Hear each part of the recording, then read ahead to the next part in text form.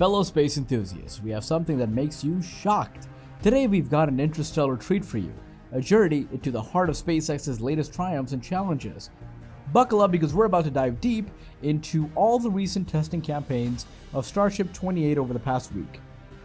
But that's not all, dear viewers. We'll also be taking an exclusive look at the repairs and upgrades unfolding around the historic Boca Chica site. SpaceX gears up for exciting Flight 3. After a really cool and super important flight test 2, SpaceX is all set for the next big step. Flight 3! They're kicking things off by getting Ship 28 ready for pre-flight testing. Now, Ship 28 is making its way to suborbital pad B. Think of it as the launching stage for some awesome space adventures.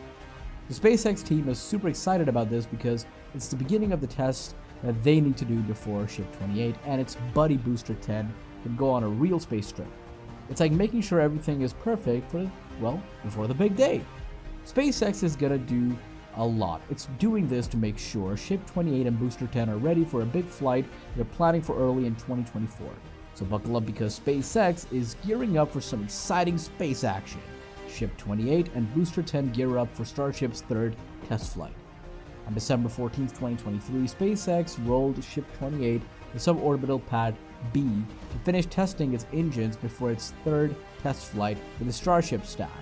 Ship 28 had already passed 2 cryo-proof tests at Macy's and spent 2.5 months on the ship that stand at the Sanchez site for engine installation and upgrades.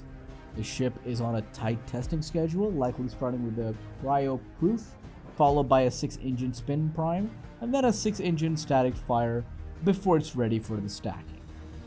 The other part of the Flight 3 stack is Booster 10, which got its hot stage ring and was placed on the new booster transport stand SpaceX has been working on for months.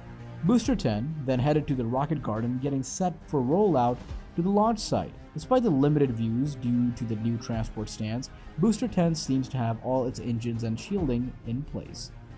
These new stands are like a smaller version of the orbital launch mount, allowing 20 arms and clamps to be released simultaneously without manual help.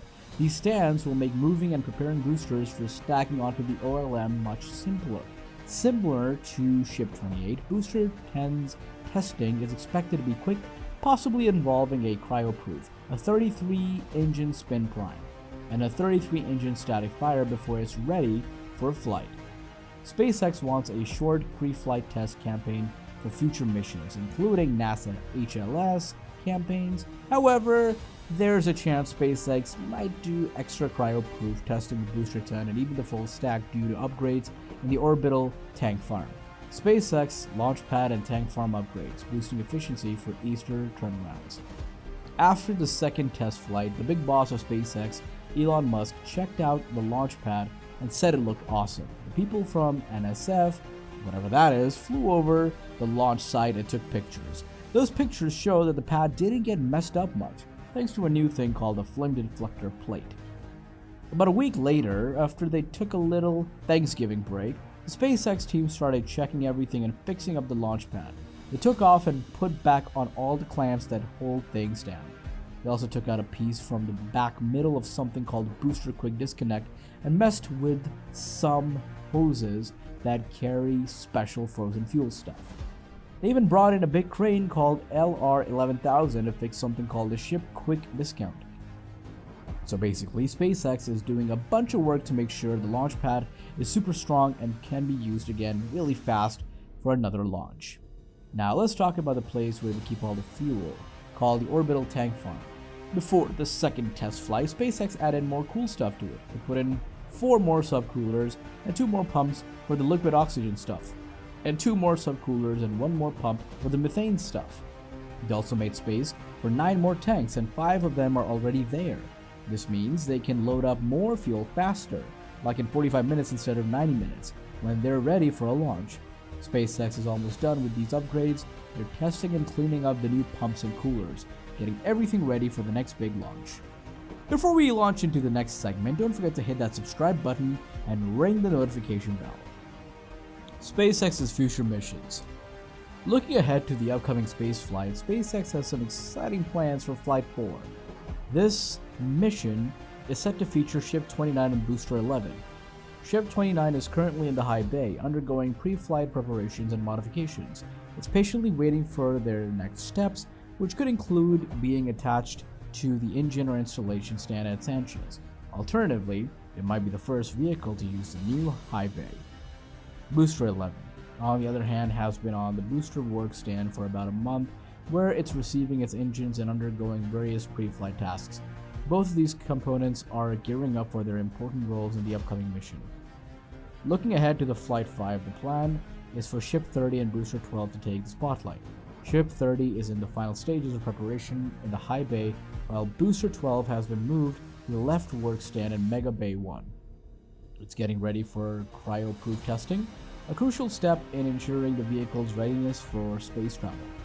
The vehicles, including ships 32, 30, 29, and 28, are patiently waiting for their turn to be lifted onto their respective thrust ram stands and transported to Macy's for cryo-proof testing. Looking even further into the future, Flight 6 is expected to involve Ship 31 and Booster 13. However, both are currently on hold for various reasons. Ship 31 has been waiting in the rocket garden for a spot to open up in the high bay. Meanwhile, Booster 13 is awaiting a new thrust section after the first one was scrapped for reasons yet unknown. Ship 32 has already been fully stacked and is sitting on the turntable in the high bay, patiently awaiting its turn for upcoming missions. Interestingly, Booster 14, which could be the counterpart to Ship 32, has parts spotted in the ring yard, hinting at the ongoing progress and preparations for future space flights. SpaceX's Starship evolution, transitioning from version 1 to upgraded version 2. Elon Musk recently shared a picture showing some big spaceships in a place called a high bay. These spaceships are numbered 28, 29, 30, and 32, and he said that they are the last ones of the first version of Starship. There's another spaceship, number 31, which is just sitting in a rocket garden for now, and it's now also part of the first version. Later, Elon Musk said that the next version, which he called version 2 of Starship, is gonna be even better. He mentioned that it will be more reliable, meaning it will work better and have fewer problems. It will also be able to carry more fuel, which is like the food for the spaceship's engines. Even though we haven't seen any pictures of the version 2 spaceships yet, SpaceX has already decided not to use some parts from spaceship number 33. They call this scrapping. It means they're not going to use certain pieces because they want to make things even better in the next version of Starship. Production site. At the place where they're making stuff, the almost finished high bay looks like it's for building ships. I've seen some pictures and other things being built, and it seems like when this high bay is done and Star Factory is working, SpaceX will also be able to make a lot more ships and boosters. The setup should be like Mega Bay, one of the booster bay with 3 work stands in the back and 1 turntable in each front corner. It's like a big workshop for building cool space stuff. And there you have it, folks. A roller coaster of Starship testing adventures and a sneak peek into the upgrades and repairs at the production site. If you enjoyed the journey, don't forget to hit that like button, subscribe for more cosmic content, and share your thoughts in the comments below. Until next time, keep your eyes on the stars and stay curious.